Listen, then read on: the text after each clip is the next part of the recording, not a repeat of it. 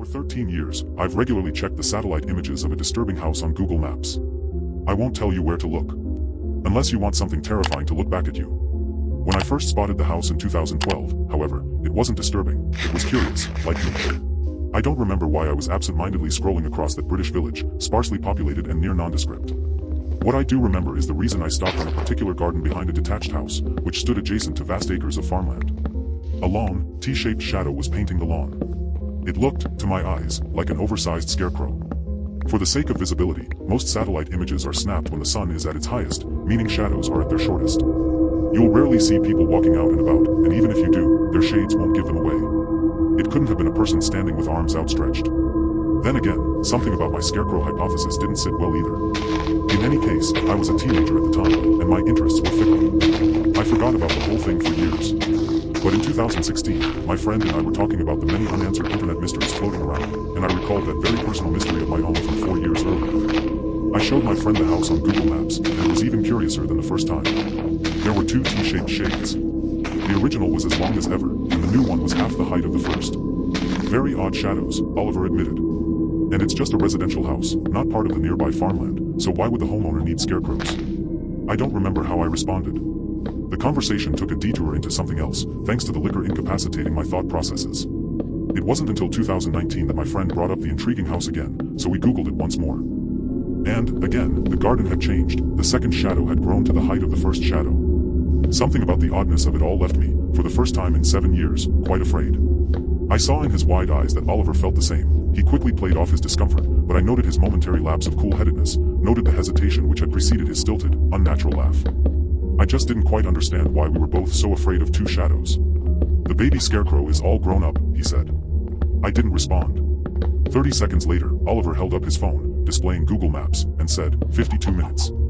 I clocked the blue line dotting a route from his apartment to the countryside house, nearly an hour away, and I raised an eyebrow. You're not serious. I am, he insisted. We've been talking about this house for years. Don't you want to know what's in that back garden? I shook my head.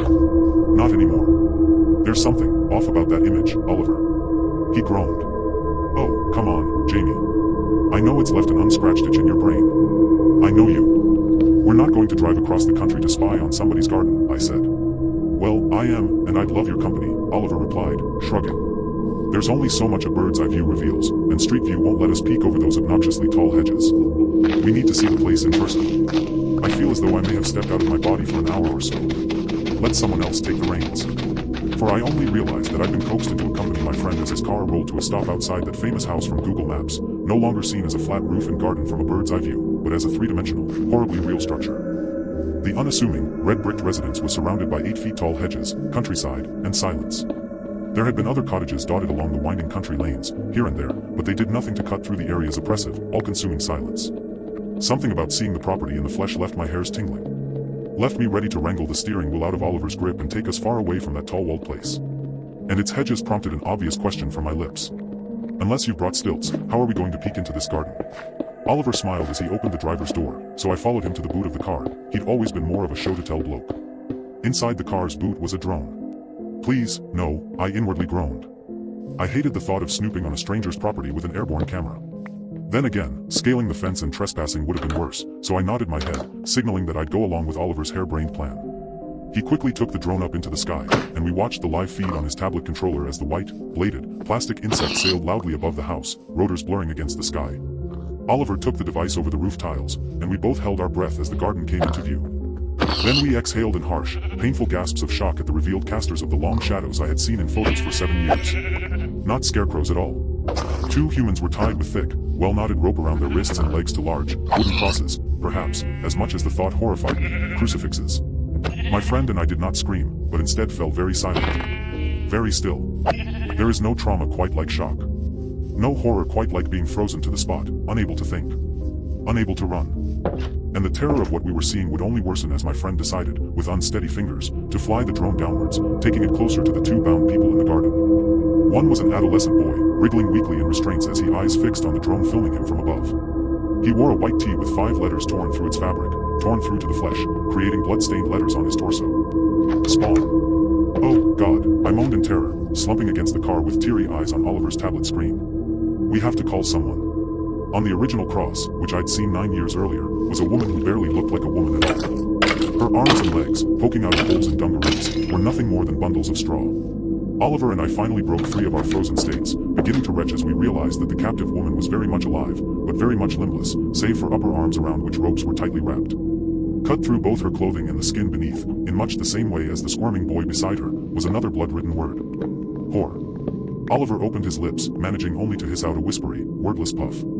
Before he managed to try again, thunder cracked the air, followed by the live feed cutting out and the sight of the drone plummeting past the far side of the house, landing in the garden. That thunderous sound was one only heard in the true boonies of England. A gunshot. And moments later, my eyes caught the silhouette of a broad, bulky man behind the paper-thin curtains of the house's upstairs window. The drapes parted, then out peeked a double-barreled instrument and a hand reaching for the window's latch. I screamed in fear at Oliver. Move. As clambered in the car, the sound of plastic squeaking filled my ears. I didn't have to look up to know what would be pointing at us from that open window. Oliver floored the accelerator, and I half expected his side window to suddenly shatter, expected my best friend's body to collapse in a pool of blood against the steering wheel. However, there came no gunfire. We drove away. What the fuck? Oliver bellowed minutes later, sweat, tears, and snot flying from his horrified face. I managed only to sob in response. My friend pulled into a petrol station 20 minutes later, and whilst I said that we needed to phone the police, he claimed that we should go back to the house first, that we should be brave.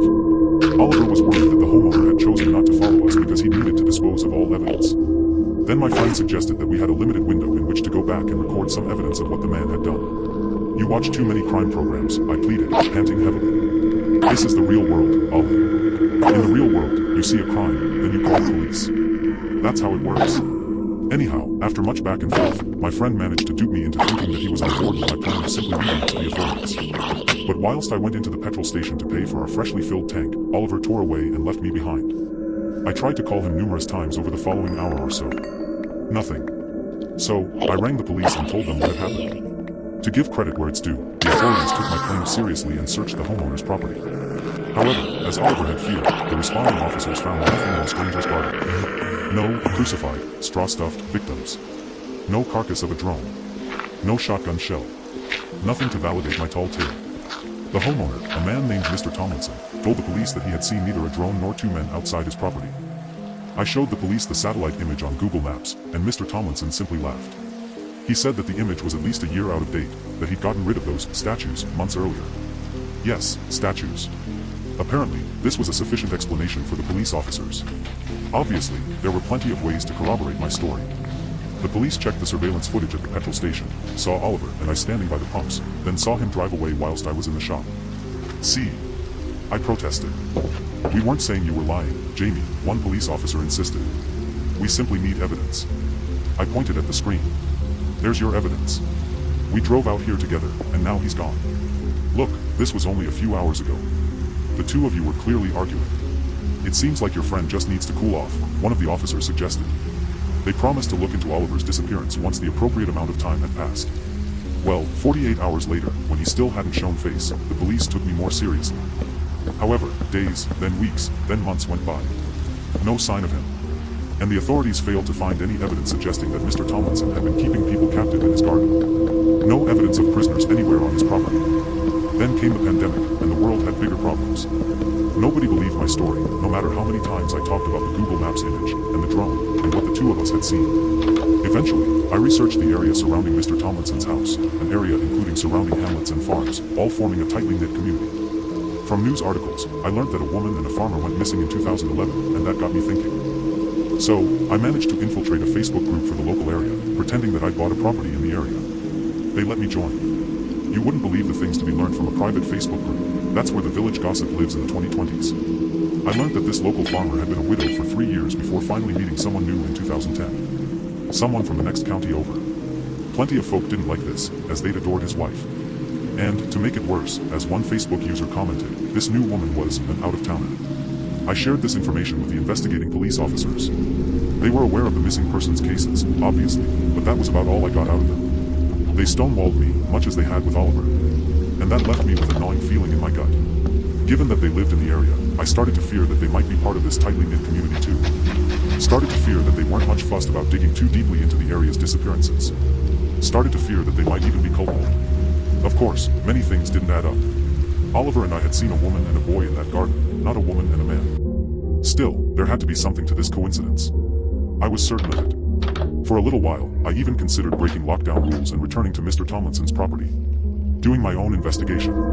But then came, in 2020, a series of haunting notes through my letterbox. I watched too. Nobody will ever find them. Don't come back. You'll come forth. I became an agoraphobe, became too terrified to go looking for Oliver. I would have broken lockdown rules for my old friend in a heartbeat, but the possibility of meeting Mr. Tomlinson again, the haunting man who'd nearly killed us from his window, was a nightmare too great to bear. Call me a coward if you must, but ask yourself what you would do in such a situation. Every day, I checked my windows, expecting to see that stranger watching me from the driveway or the back garden. I have no idea how he found out where I lived. In early 2023, just as my phobia of the outdoors showed signs of somewhat abating, I thought about a particular word in that third and final note. Fourth. I had previously thought it to be a misspelling. I assumed Mr. Tomlinson had intended to write, "You'll come forth." But a new possibility popped into my head. When I returned to Google Maps once again, the last vestige of hope abandoned my body, and dread took its place. In the latest satellite image of Mr. Tomlinson's house, 3 T-shaped shadows painted the grass. I know who the third must be. But I'm still, 2 years later, too frightened to return and see for myself. Too frightened that I'll become the fourth shadow in the garden. More straw than man.